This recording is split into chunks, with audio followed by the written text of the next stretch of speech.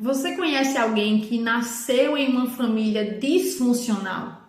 Que cresceu convivendo com uma mãe abusiva, tóxica, quem sabe com um pai alcoólatra, violento? E essa pessoa, depois que cresce, depois que ela se torna adulta, ela escolhe para si relacionamentos com pessoas semelhantes aos seus pais? Pois é sobre este assunto que nós vamos falar no vídeo de hoje.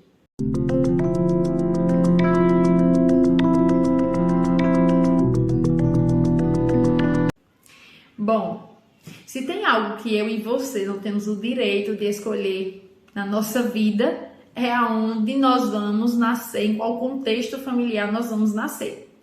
Nós não temos o direito de escolher quando iremos nascer, tampouco a família onde vamos crescer, tá? Você não escolhe se nascerá numa família rica, pobre, de pessoas da alta sociedade ou não. Você não escolhe para si a mãe que você quer ter, o pai que você quer ter.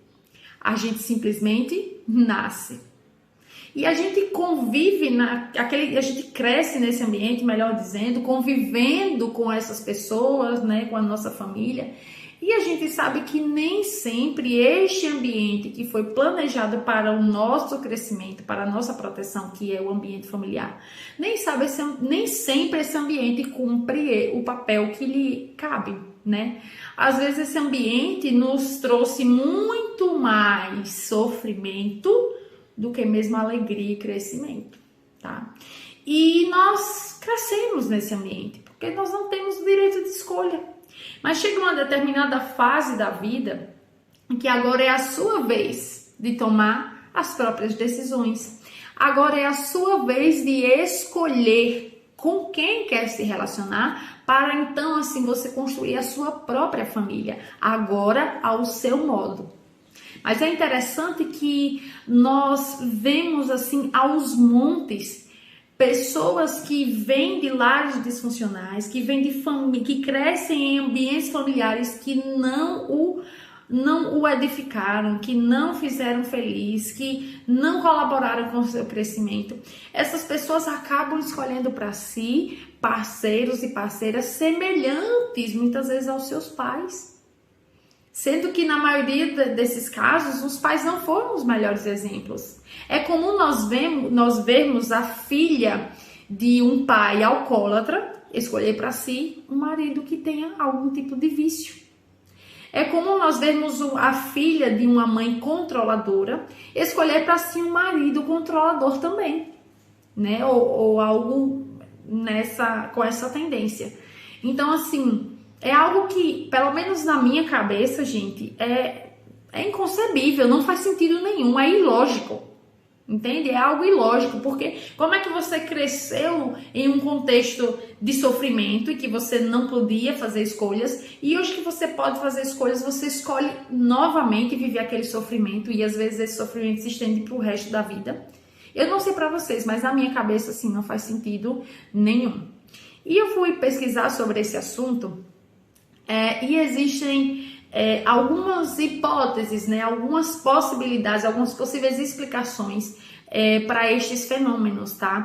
Neurocientistas se debruçaram em torno desse assunto e encontraram algumas possibilidades, tá?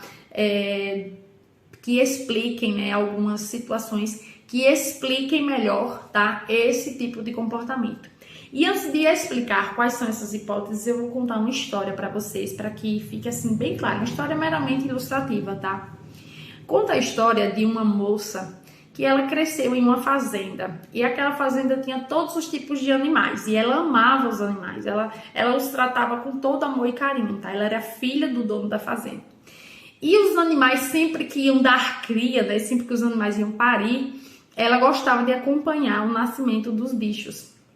Em certo dia, uma porca, né, uma leitoa, foi dar cria. E é claro que ela estava lá para ver.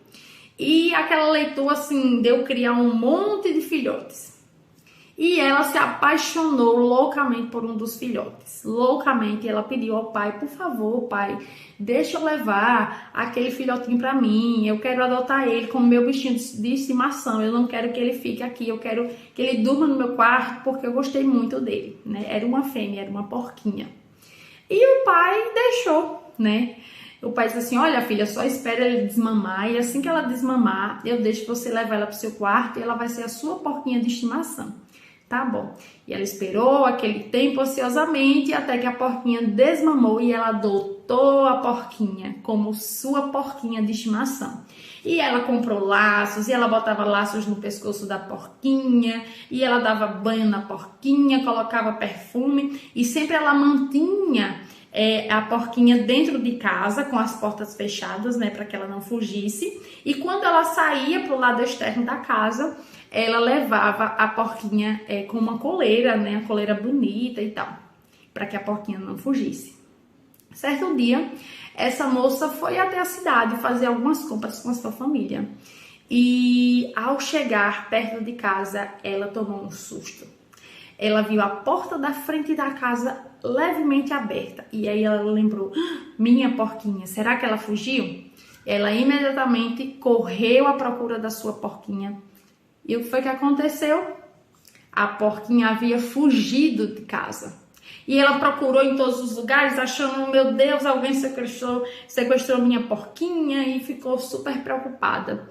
Mas para a surpresa dela e para a não surpresa do seu pai, a porquinha estava exatamente no lugar onde ela nasceu e viveu pelos seus primeiros anos de vida. A porquinha estava junto dos seus irmãos, numa poça de lama gigantesca, com os laços e tudo. Mas a porca estava ali rolando naquela lama e comendo a comida dos outros porcos com tanta alegria, se sentindo tão feliz ali, como se ela estivesse presa dentro daquele quarto e agora ela estivesse feliz novamente. E a história diz que a moça, ao ver aquela cena, ficou muito triste, né, por saber que ela não iria mais levar a porca de estimação de volta para o seu quarto, mas naquele momento ela, por amor àquele animal, ela decide deixar a porca lá, na lama, porque era um lugar onde a porca se sentia bem feliz. Fechando, né, o parêntese aí dessa história, a explicação que a neurociência hoje mais aceita, né, pelos neurocientistas acerca deste comportamento, né, de pessoas que vêm de famílias disfuncionais e escolhem construir, né, lógico que a nível de inconsciência, famílias também disfuncionais, né, parceiros semelhantes aos seus pais. Uma das explicações mais difundidas é a seguinte: nós procuramos para nós mesmos aquilo que nos é familiar. Por mais que isto que lhe é familiar não seja saudável, acredite, a sua mente irá tendenciar você a escolher por coisas que ela já está acostumada, por coisas que são do seu contexto de vida, coisas que você conviveu a vida inteira. Por mais que essas coisas tenham te feito mal, o seu cérebro tende a escolher aquilo que lhe é familiar, por mais que não seja o melhor para você. Entende isso? Aquela porquinha da história, ela estava vivendo num contexto muito melhor do que o contexto da sua família de origem. Ela estava comendo comida maravilhosa agora, ela era tratada com todo amor e carinho. Mas ela nasceu na lama, ela cresceu convivendo com outros animais semelhantes a ela. E era ali, era aquele ambiente que a fazia feliz. Entende isso? Então, a nossa mente, meninas, funciona mais ou menos assim também. Nós procuramos para nós aquilo que nos é familiar, por mais que isto não seja necessariamente saudável. Tem um estudioso do comportamento humano, dos relacionamentos, o nome dele é Toby Green, ele é da Nova Zelândia. Ele fez uma pesquisa, tá, acerca deste assunto e ele disse que é comum que filhos, depois de adultos, escolham se relacionar com parceiros semelhantes aos seus pais.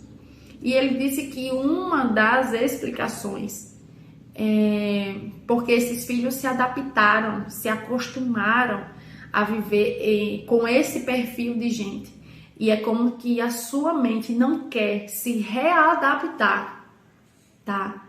No convívio de pessoas diferentes daqueles que foram seus tutores.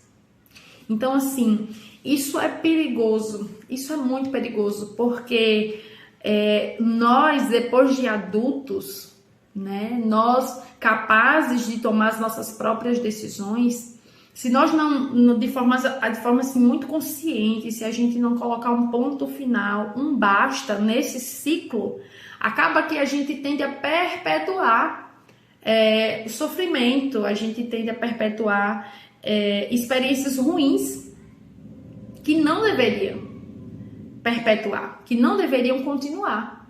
Entende isso? Porque, como eu falei no começo do vídeo, você não escolheu ser filho e filha de quem você é.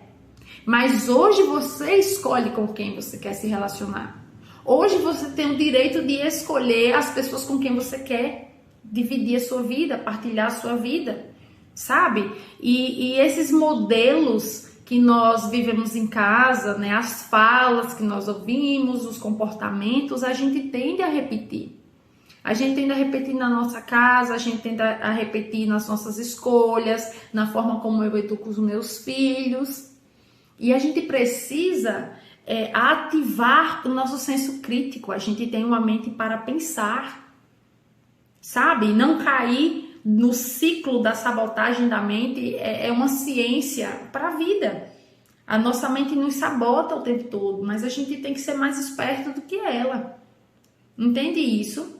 Então, assim, se eu pudesse deixar aqui um conselho para você, que quem sabe está vivendo esse contexto e você se pergunta, mas por que eu estou vivendo isso de novo? Eu não sei, porque eu sempre escolho esse perfil de namorado.